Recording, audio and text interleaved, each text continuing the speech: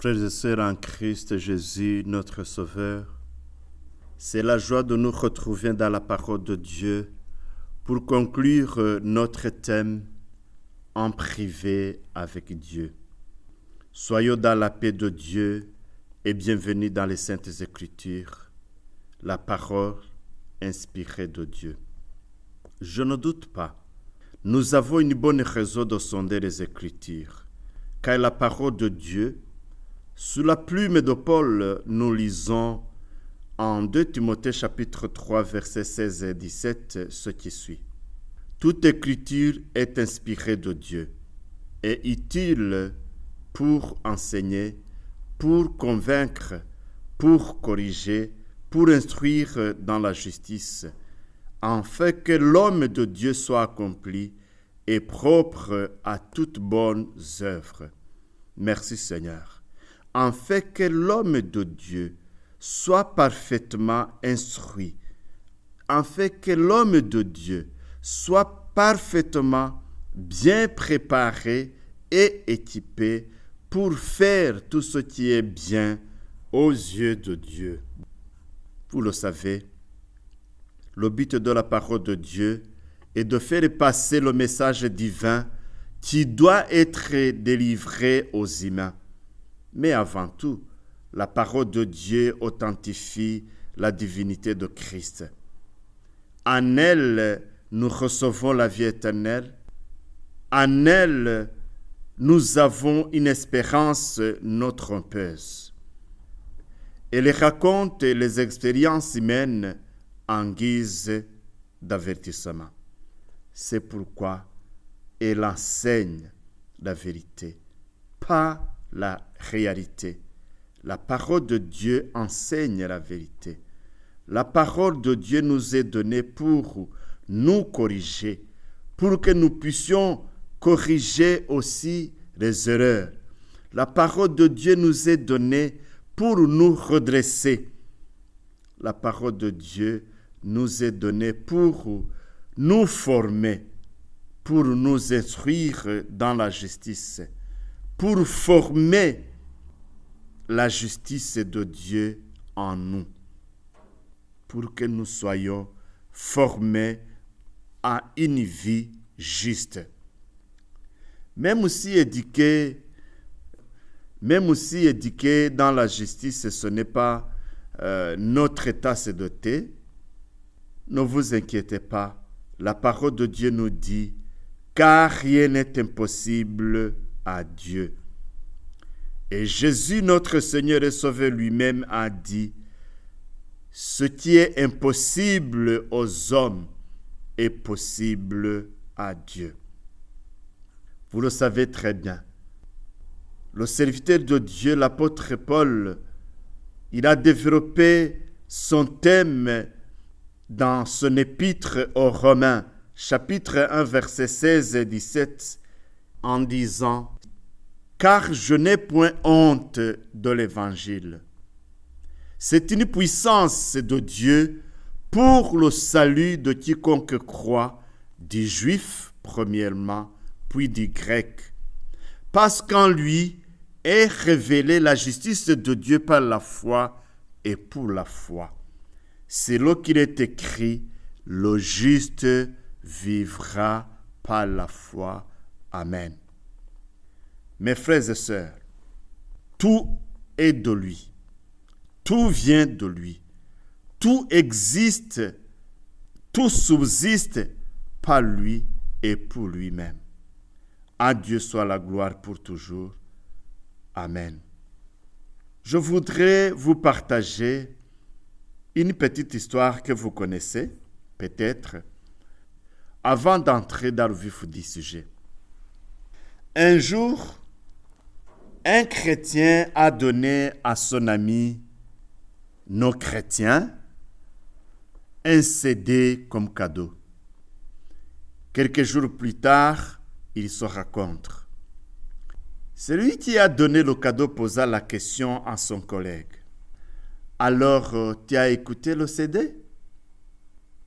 Il y répliqua, « Si tu savais. » Maintenant, il ne sort plus dans ma poste radio il est le plus préféré de mes CD. Dans son cœur, celui qui a donné le cadeau disait « Waouh, merci Seigneur, tu m'as donné la sagesse de gagner cet homme. » Le voilà, il est passé chez lui, encore comme ami. Quelques jours après, il y retrouva le CD toujours bien emballé. À vous de comprendre la suite. Il a été totalement déçu. Mon frère, ma sœur, je voudrais te dire ceci. Tu peux te retrouver en échec plusieurs fois. Mais toi, je te demande de faire ce que tu dois faire. Le reste, tu le laisses à Dieu. En ce qui concerne les âmes, en ce qui concerne le salut, fais ce que tu dois faire. Et le reste, tu le laisses à Dieu. Que Dieu nous aide. Entrons dans la conclusion de notre thème. Mais attention, nous allons lire beaucoup de versets. En privé avec Dieu. Parce que Dieu veut s'adresser à notre conscience, je vous le rappelle.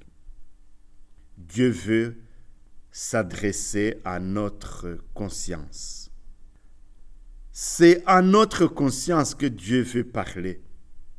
Il y a des raisons. Nous avons devant nous deux principaux versets. Osée chapitre 2 verset 16 et Actes des Apôtres chapitre 2 verset 37. Je vais les lire. Osée chapitre 2 verset 16. C'est pourquoi voici, je vais la tirer et la conduire au désert, et je parlerai à son cœur. Et puis, Actes des Apôtres, chapitre 2, verset 37. Après avoir entendu ce discours, ils eurent le cœur vivement touché, et ils dirent à Pierre et aux autres apôtres, « Ô mes frères, que ferons-nous » Ils firent transpercer jusqu'au cœur. Ils furent pénétrés par la parole de Dieu jusqu'au cœur. Mes frères et sœurs, l'expérience n'est ni fugace. Ce n'est pas quelque chose de momentané, ce n'est pas quelque chose de passager, ni superficiel. Mais l'expérience avec Dieu, l'expérience avec le Saint-Esprit, elle est profonde. Nous pouvons penser à l'action d'une épée, par exemple. Hébreux chapitre 4, verset 12 nous dit « La parole de Dieu est vivante et efficace, plus accélérée qu'aucune épée à double tranchant. Elle pénètre jusqu'à la division de l'âme et de l'esprit, des jointures et des moelles. Elle juge des sentiments et des pensées du cœur. » Vous savez, la parole de Dieu déclenche la possibilité de vivre de réelles bénédictions spirituelles. Elle déclenche les bénédictions. L'expérience spirituelle, c'est elle qui ouvre la porte des bénédictions, la porte des bénédictions divines. Elle ouvre l'accès indispensable dont Dieu a besoin. Dieu cherche de nous la relation plutôt que la religion. C'est pourquoi nous sommes en privé avec Dieu. Parce qu'il cherche de nous la relation plutôt que la religion. Il y a beaucoup de personnes qui fréquentent les églises, mais qui n'ont pas de relation avec Dieu.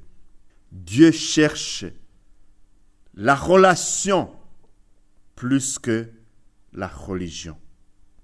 C'est ce qui doit nous toucher. Le Saint-Esprit est celui qui rend la parole de Dieu vivante et personnelle à notre cœur.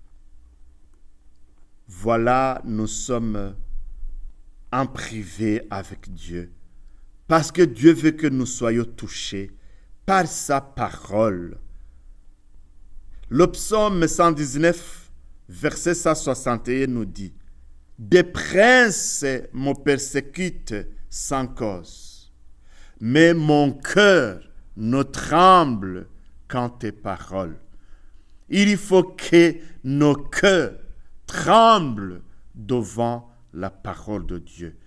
Dieu veut que nous soyons touchés par sa parole. Deuxièmement, Dieu veut que nous soyons touchés par l'enseignement du Seigneur. Marc chapitre 1 verset 22 nous dit ceci. Ils étaient frappés de sa doctrine, car il enseignait comme un ayant autorité et non pas comme les scribes. Vous savez, mes amis, nous avons beaucoup de prédicateurs, mais si ce n'est que le Seigneur qui touche le cœur, nous resterons dans le fanatisme sans acteur. Troisième chose, Dieu veut que nous soyons touchés par la personnalité du Christ. Nous avons des gens qui dansent dans nos églises, qui dansent avec joie, qui chantent avec joie, mais qui ne sont pas touchés par la personnalité de Christ. Attention, Dieu veut changer les choses. En Luc chapitre 2, verset 47, la Bible, la parole de Dieu nous dit « Tous ceux qui l'attendaient étaient frappés de son intelligence et de ses réponses. » Aujourd'hui, j'attends beaucoup des orateurs, des conférenciers, des pasteurs, des prédicateurs bien éloquents. Mais la différence entre toutes ces personnes avec Jésus, c'est que Jésus, lui seul, est capable de vivre ce qu'il dit sans faille. C'est pourquoi nous devons être touchés par sa personnalité. Lui seul est capable de vivre et de faire ce qu'il dit sans faille. Même si nous écoutons nos pasteurs, oui, ils prêchent bien. Des bons orateurs, c'est une bonne chose, mais ils travaillent pour le maître. Nous devons être touchés par la personnalité de notre Seigneur et Sauveur. Mais de nos jours, mes frères et sœurs, beaucoup de personnes dans nos églises, au lieu de regarder le Seigneur Jésus-Christ, ils regardent leur pasteur. Mais Dieu veut que nous soyons touchés par la personnalité de Christ, lui seul, notre Sauveur. Quatrièmement, Dieu veut aussi que nous soyons touchés par les miracles de Jésus. Parce que jusqu'à aujourd'hui, il opère des miracles. Ce n'est pas pour nous faire plaisir, mais c'est pour qu'il gagne notre confiance. C'est pour qu'il gagne nos âmes et nos cœurs. En Luc chapitre 9, verset 43 nous dit « Et tous furent frappés de la grandeur de Dieu, tandis que chacun était dans l'admiration et de tout ce que faisait Jésus. » La parole de Dieu nous dit en Jean chapitre 20, verset 30 à 31, « Jésus a fait encore, en présence de ses disciples, beaucoup d'autres miracles qui ne sont pas écrit dans ce livre. Mais ces choses ont été écrites en fait que vous croyiez que Jésus est le Christ, le Fils de Dieu, et qu'en croyant, vous ayez la vie en son nom. Alléluia. Amen. Jésus a fait des miracles dans nos vies. Il les fait jusqu'aujourd'hui dans nos vies. Frères et sœurs, cela ne veut pas dire que nous sommes agréables aux yeux de Dieu. Non, mais beaucoup de fois, quand il opère des signes, des miracles, c'est parce que il veut gagner nos âmes. Il les fait pour que nous croyions en lui, que Dieu nous aide. Dieu ne veut pas que vous restiez sur les miracles qu'il opère parmi vous, mais il veut gagner vos âmes. Ma sœur, Dieu veut gagner ton âme par les miracles de Jésus-Christ, par les signes qu'il a opérés, qu'il opère aujourd'hui dans ta vie et autour de toi. Il veut gagner nos âmes. C'est par ces miracles que nous allons encore persévérer en disant, s'il a opéré de tels miracles, même devant ces obstacles, je persévère parce qu'il opérera davantage, parce qu'il opérera encore, parce qu'il opérera encore. Que Dieu soit élevé. Dieu veut que nous soyons touchés par le sacrifice de la croix. Il y a beaucoup de personnes dans nos églises qui chantent, qui dansent, qui prient, mais qui oublient le sacrifice de la croix. Non, mes frères et sœurs, non et non. N'oublie jamais le sacrifice de la croix. Soyez touchés chaque fois que vous priez par le sacrifice de la croix. Souvenons-nous ce que la Bible nous dit, Luc chapitre 23, verset 47. Le centenier voya ce qui était arrivé, glorifia Dieu et dit, certainement cet homme était juste. Certainement cet homme était juste. Certainement cet homme était juste. Mais il s'est donné sur la croix à cause de mes péchés. Le sacrifice de la croix. Pourquoi vous oubliez le sacrifice de la croix?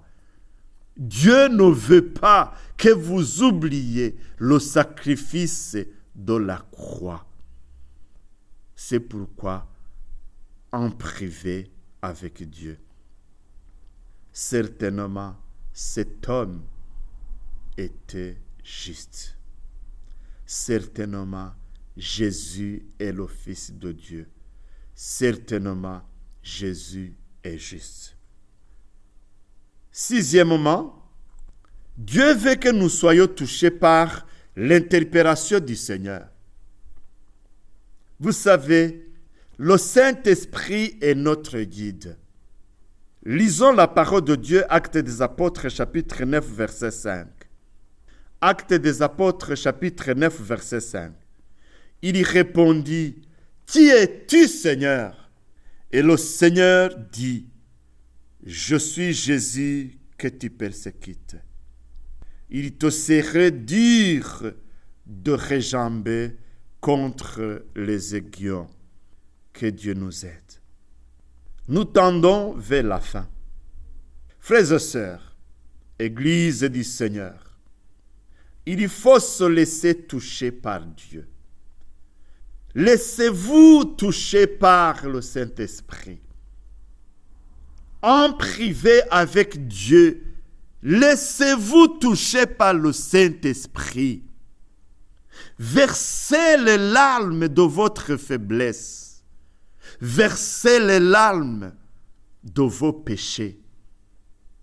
C'est ce que Dieu cherche à faire par l'action du Saint-Esprit, par l'enseignement de sa parole et aussi parfois au travers des circonstances destinées à toucher nos cœurs. Acceptez que vous soyez touchés. Acceptez que le siège de votre conscience spirituelle soit touché par le Saint-Esprit. Mais il est possible d'être touché, mais aussi de résister. Pourquoi vous résistez? C'était le cas de Paul avant de céder à l'appel de Dieu. Lui aussi a voulu résister. Ne résistez pas, ne restez pas dans la résistance. Ne restez pas parmi les hommes pervers. Ne restez pas parmi les hommes immoraux. Ne restez pas parmi ces hommes corrompus. Quittez le camp de perdition, mes frères et sœurs. Quittez le camp de perdition tant qu'il est encore possible. Quittez le camp de perdition tant qu'il est encore possible. Soyez touchés par le Saint-Esprit dans ta conscience spirituelle pendant ces moments de confinement. La disposition de chacun, mes frères et sœurs, est donc primordiale et déterminante pour que Dieu soit fier de nous, pour que Dieu soit fier de moi, pour que Dieu soit fier de toi. Il faut que tu sois bien déterminé. Il faut que tu te laisses abandonner entre ses mains. Prenons un exemple. La parole de Dieu nous dit en 1 Samuel chapitre 10 verset 26, Saoul aussi s'en allant dans sa maison à Gibéa. Il y fut accompagné par les honnêtes gens dont Dieu avait touché le cœur. Dont Dieu avait touché le cœur. Il y eut autrefois des hommes pervers qui disaient quoi? C'est celui-ci qui nous sauvera. Et ils le méprisèrent et ne lui apportèrent aucun présent. Mais Saül n'y prit point garde, que Dieu nous aide. L'honnêteté est une disposition de base, mes chers frères et sœurs. L'honnêteté est une disposition de base. Tout ce que vous faites, tout ce que vous pourriez faire, essayez de le faire, essayez de le bâtir sur l'honnêteté, sur la loyauté. Cela ne signifie pas que l'homme ne peut pas manifester les failles, soit irréprochable, mais au moins, elle reconnaît ce que Dieu veut qu'elle reconnaisse. Mais au moins, elle essaye de faire ce que Dieu lui demande de faire.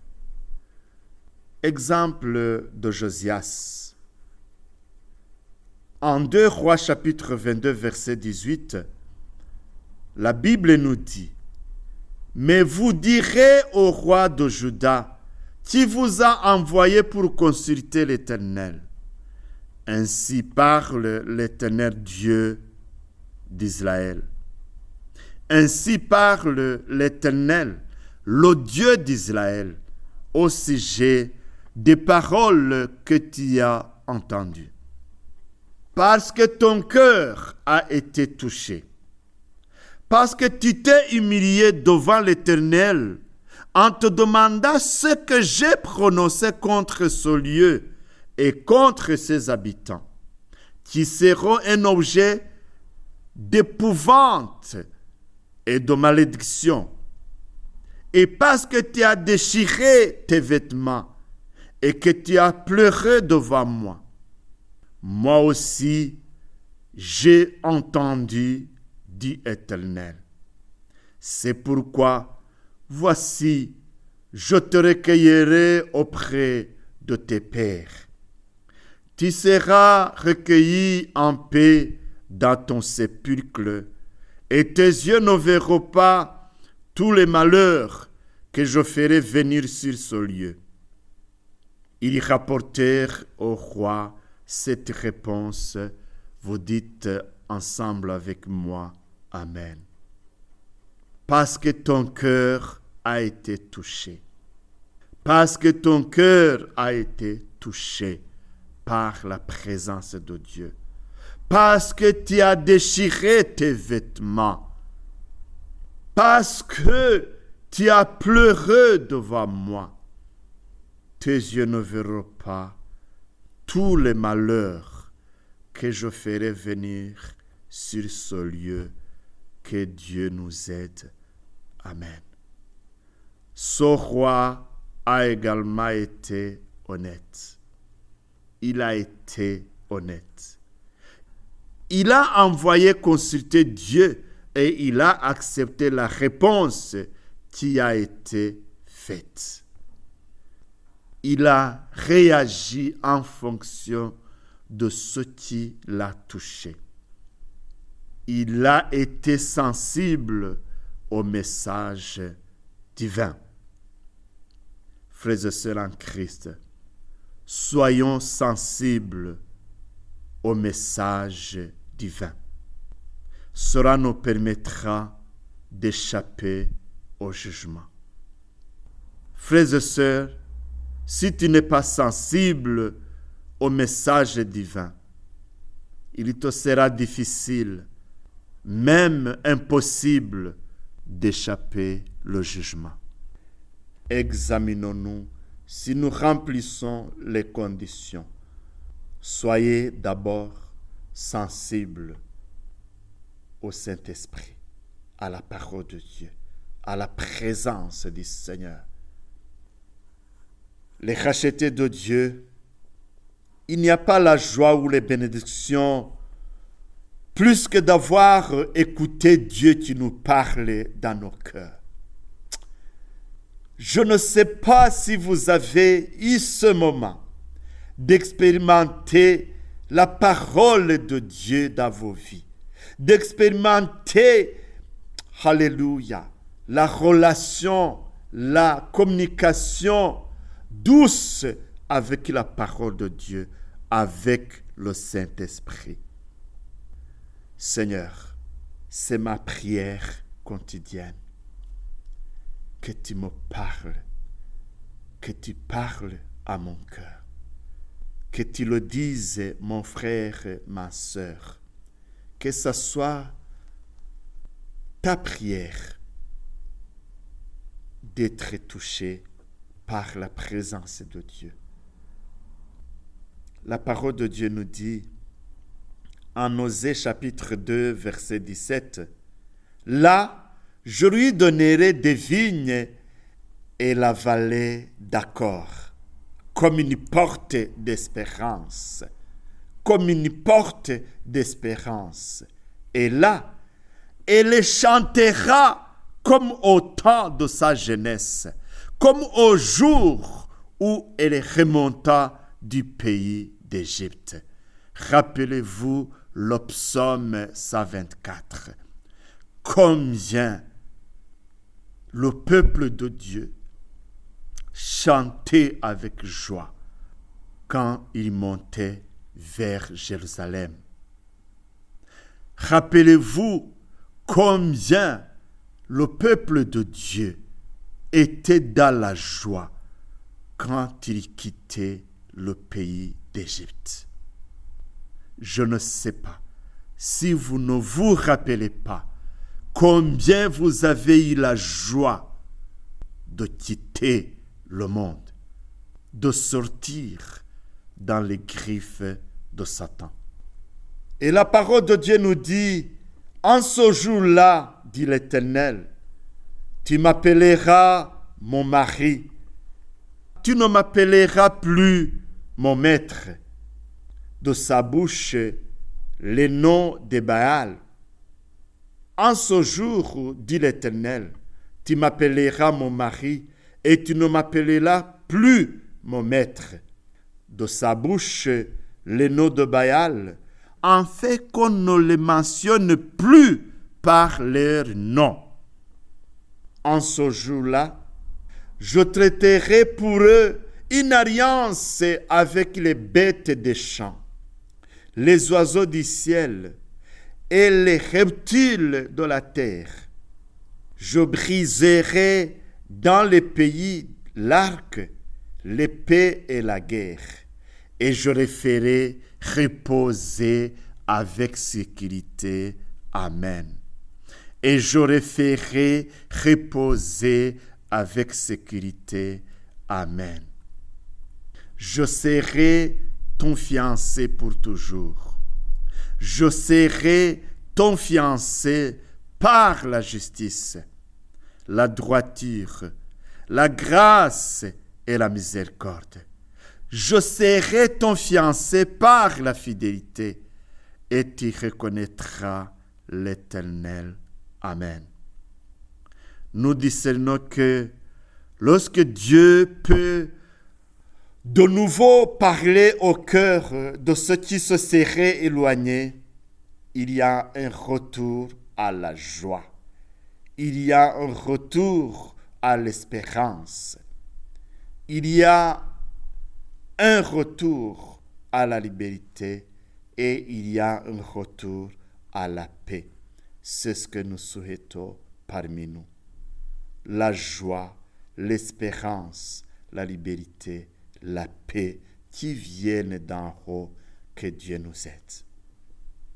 Mais par-dessus tout, c'est la qualité de la relation qui est renouvelée. Amen.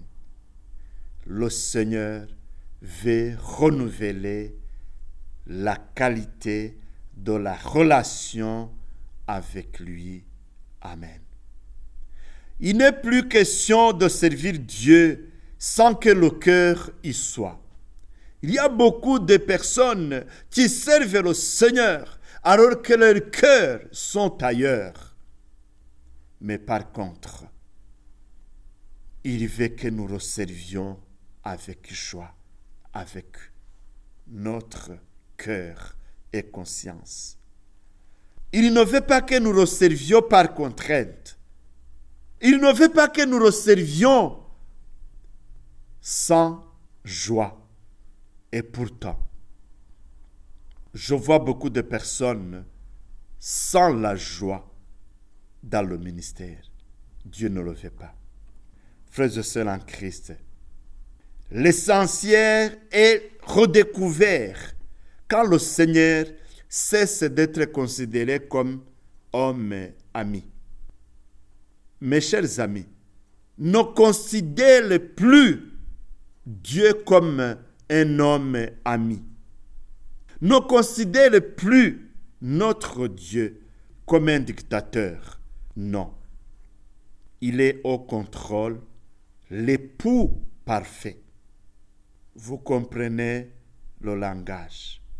Comme un bon mari qui cherche du bien pour toute sa famille.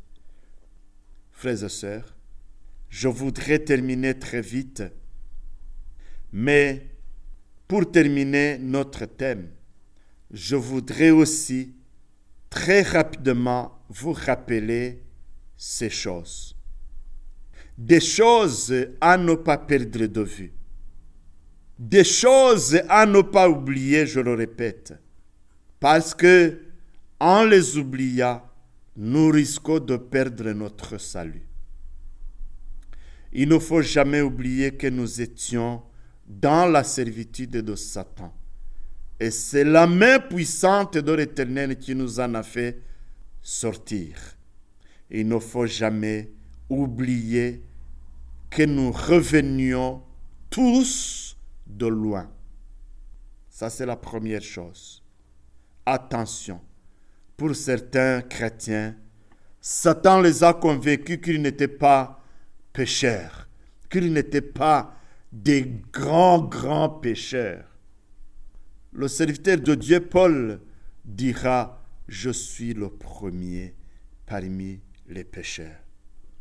Deuxièmement, il ne faut jamais oublier qu'il est important d'accepter d'être éduqué par Dieu. Il peut utiliser les hommes. Dieu peut utiliser les circonstances. Mais, chers frères et sœurs, nous devons accepter d'être enseignés, d'être éduqués pour que nous atteignions la maturité spirituelle. Acceptons l'éducation venant de Dieu. Si nous n'acceptons pas que Dieu nous enseigne, nous resterons toujours des enfants immatures.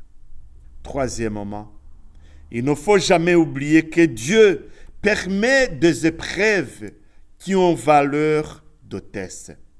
La parole de Dieu nous dit en Deutéronome chapitre 8 verset 2, en Deutéronome chapitre 8 verset 2, souviens-toi de tout le chemin que l'Éternel ton Dieu t'a fait faire pendant ces 40 années dans le désert, en fait de t'humilier et de t'éprouver pour savoir quelles étaient les dispositions de ton cœur et si tu garderais ou non ces commandements.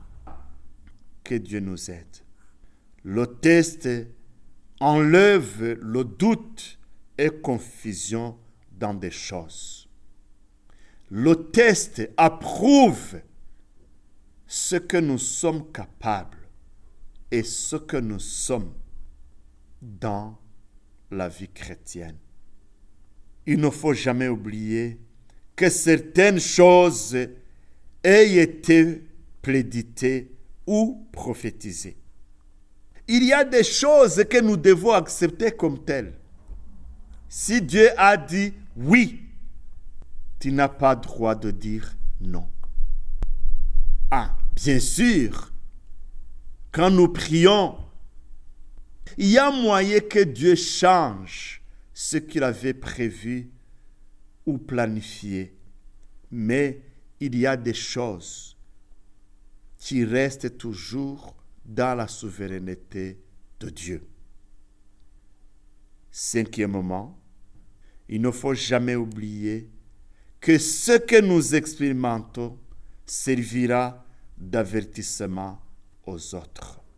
Souvenons-nous la parole de Dieu qui nous dit « Souvenez-vous de la femme de Lot ».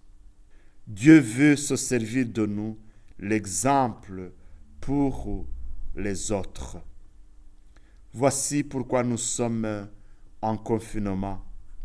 Voici pourquoi en privé avec Dieu. Dieu veut réanimer notre conscience spirituelle. Dieu veut refaire notre argile pour en faire de bons vases, pour en faire de bons serviteurs, de bons chrétiens dignes de son nom. Dieu veut rétablir notre bonne relation avec lui. Soyez richement bénis.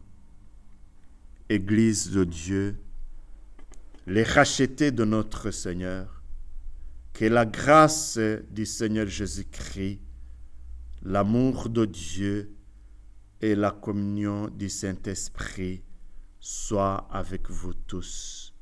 Amen. Que Dieu vous bénisse.